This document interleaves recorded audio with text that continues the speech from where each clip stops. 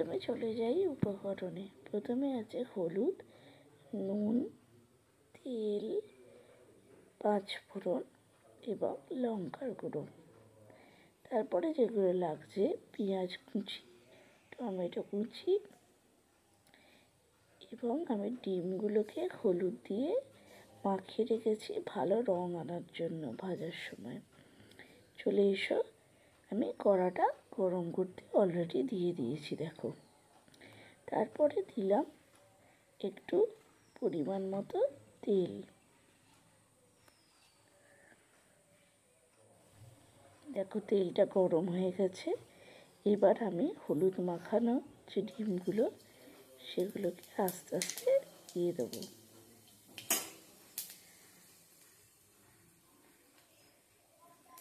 আমি তার সাথে একটু পাঁচফোড়ন অ্যাড করে দিয়েছি এবং পাঁচফোড়নটা একটু নেড়ে নিলাম।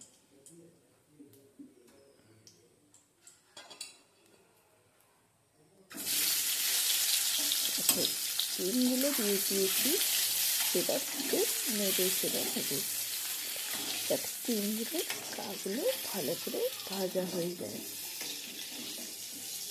ডিমগুলো ভাজা চলছে।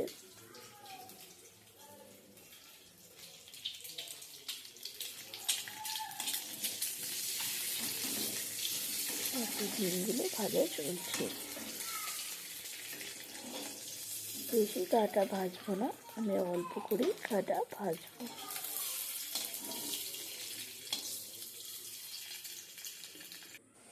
দেখো ডিমগুলো আমরা তুলে নিয়েছি, কাটা অল্প করে ভেজেছি।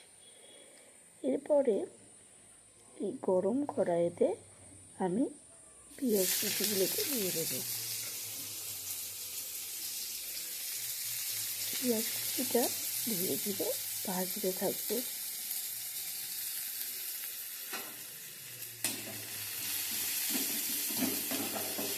পেঁয়াজটাকে আমি গোল্ডেন ব্রাউন রং করব, তাহলে স্বাদটা ভালো আসবে। দেখো গোল্ডেন ব্রাউন কালার চলে এসছে।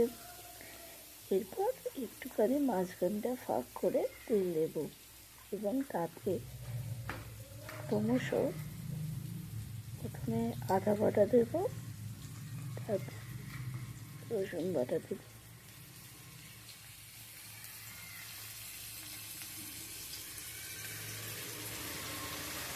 এরপর মশলাটা আমি নাড়তে থাকবো।